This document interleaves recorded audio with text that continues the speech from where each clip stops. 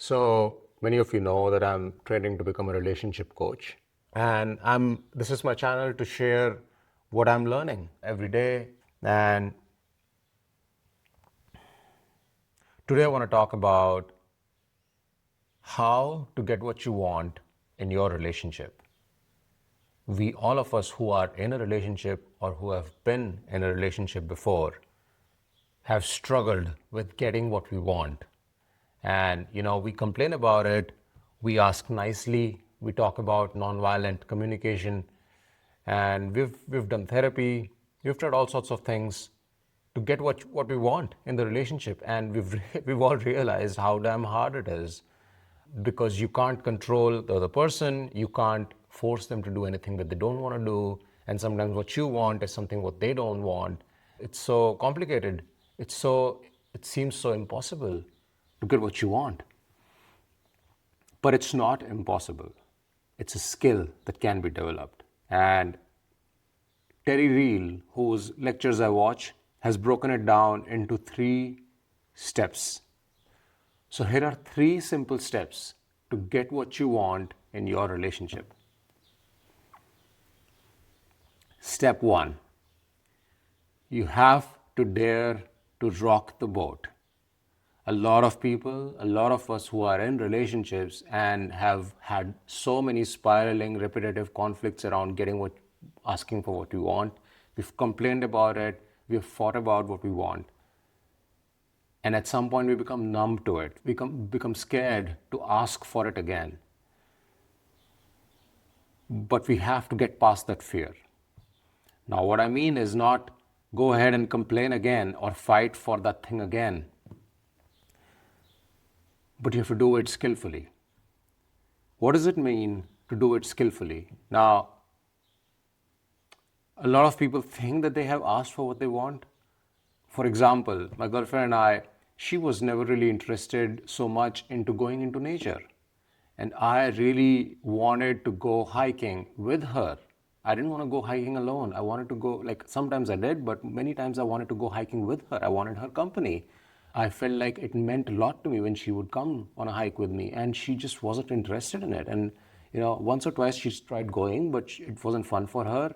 And when it wasn't for her, it wasn't fun for me. I would complain about it a lot that, you didn't go. I've been asking for you for 4 weekends now and you just haven't gone and you haven't shown interest. And it's pointless when I ask you to do it. But, I want you to want to offer it to me.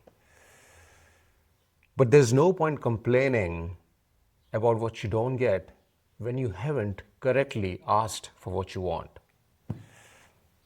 What does it look like? If you really look at your complaint peacefully, every complaint in its heart hides a request, a humble request, a non-threatening request that has nothing to do with the other person. It has only about what you want. So how do you get from that mean, off-putting complaint that is so harsh to hear, that's so harsh to say? How do you get from that to this humble request that is hidden in the heart of that complaint? So here's a simple exercise. Take a sheet of paper and write down what is in your own mean words, without saying it to your partner, in your own mean words, what you want to complain about. It really sucks that you never want to go out for a weekend with me. You bring up all the other things, all the different reasons. Sometimes you are not feeling it. Sometimes you have other plans lined up. Sometimes you want to see a friend. Sometimes you want to go to your own improv show. And you do anything except go for a walk with me. And how many times have I offered to go with you? So like that, I would write that whole complaint down. I'm not talking to her. I'm not talking to my girlfriend right now. I'm just writing it all down on a piece of paper. So step 1, write your entire mean complaint on a piece of paper. Just write it down to the full stop at the end. Then just read it again, calmly reflect on it. Turn the page around and think about what would it be like to request. What is the request that's hidden in that complaint? In the calmest, most gentlest way, what would I request? So the request in this case would be, it would mean a lot if I had your company on one of these walks.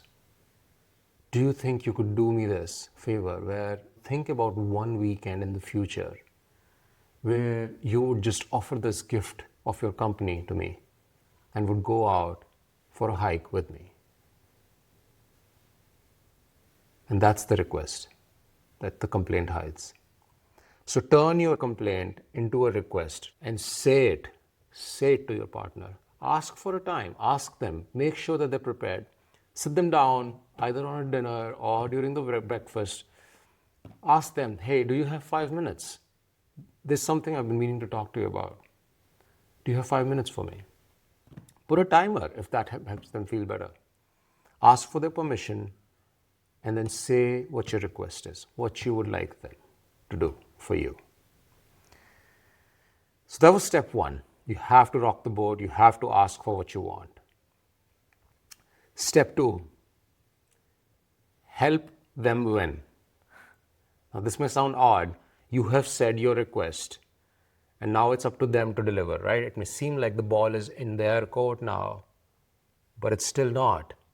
There is still a lot of it that you can do. Sure, they will now think about how they can fulfill this request you've asked for. But there's still something you can do. You can help them succeed. You can help them deliver. You can help them do something that is very uncomfortable for them. My girlfriend does not like going into nature. It's very uncomfortable for her. So I don't want to leave her out in the woods alone. Like, I don't want to leave her alone with this, figuring out how she's going to do this for me. She probably already feels like a huge weight. I have asked her nicely, and if she doesn't deliver, she might feel guilty. So how can I make this easier now for her? How can I be a leader in this situation? Like, I don't want to be passive. I don't want to be just waiting around for her to do it. I want to make it easy for her. Why? Because if it's easy for her, it's more likely that she would do it, and that would make me happy. So this is all in my interest. Helping her deliver on this request is in my interest as well. How do I help her succeed? I help her by asking this simple question: what can I do to make it easier for you to do this for me? How can I make this easier for you to do this for me? And then they will open up. Once you ask them, once you really make it a welcoming space, once you invite them into this discussion, ask them very humbly and honestly. You have to be very honest. You have to be truthful and you have to be very honest. And you have to ask them, what can I do to make it easy for you to do this for me? And then they will open up. Then you can ask follow-up questions like, what part of this whole experience do you find most painful? Maybe they say, I find the walking really boring. It's so boring to be out there in the forest and looking at nothing. And then you can ask follow-up questions. Okay, well, can you think of a way in which it could become fun for us? Is there something we could do? My girlfriend is into art, and I don't like art, but what if I say that, hey, let's grab some pencils, some crayons, and some sheets of paper, and when we go into the woods, we find half an hour and we draw together. What can I do to make it easy for you to do this for me? So you have to train them. We have to help our partner give this to us. We have to train them. How do we train them? What it's like to make us happy is a very, very unique problem, because we are unique. So the way we can be made happy is also unique. So the solution and the way to make us happy has to be very unique. And therefore, that requires a very unique training that only we can provide. There is nobody else out there who can teach this person how to make me happy. So we have to become their teacher. We have to train them. We have to roll up our sleeves and we have to tell them, hey, so this is how, if we do it, it will make me happy. And so I told my girlfriend that, what would really, honestly, ideally be the best walk for me is if we decide very peacefully on which trail we are doing. We sit together the previous night and we go through all the trails, and I want you to be involved in the kind of trail you would enjoy. And we decide the trail, and the next morning, 9 a.m., we're out of the door. We go out there, and then we walk. I would like to walk for about 10 to 12 kilometers. let's start there. I would like to get some hot coffee in a thermos, get some amazing sandwiches. I would make these sandwiches for us. And I want to go on this walk, and I want to go through nature, and I want to talk to you, and we come back then. And I promise we'll be back by 3 p.m. And this would be a perfect hike for me. And I don't want to fight with you on the hike, and I don't want to argue with you about anything. And this would just become like the perfect day for me. Do you think we can do this? 6 hours is what I'm asking for. When we are very, very specific, we don't leave room for assumptions. So this is very important. We have to be very, very specific with what is it that we would like. We are not trying to control them, and we are not forcing them to do anything that they don't want to do. All we are doing is revealing to them for the first time in a very honest, specific, transparent way about what it is that we would be excited by, what it is that we really, really want. And we are requesting it. We are requesting it. We are not complaining it. We are requesting it. So once we train them, we help them win. We have to help them succeed. We have to help them deliver. This was step 2. Step 1, daring to rock the boat. Step 2, helping them win, helping them deliver, asking them, what is it that I can do to make it easy for you to do this for me? This is the magic question to ask. Number 3 is the hardest part. Yeah? It's the hardest part that all of us, including me, so often struggle with. We have to encourage them. Even when they fail, we have to encourage them. Number 3 is the hardest thing to do. There will be times when they cannot meet a request. On a Tuesday, maybe they're in a good mood, and they may say, okay, yeah, I think I can do this for you. This sounds doable. Thank you for sharing this with me. But on a Thursday, they may be in a bad mood, and it may be disappointing. So they won't deliver on a request 100% of the times. And this is the most bitter truth about relationships. There is disappointment. Relationships are disappointing. And the only thing that makes relationships great are when two people learn how to manage their disappointment. It is not about not getting disappointed or not disappointing each other. We're trying to be true to ourselves, our true nature in the relationships. So there will be disappointment.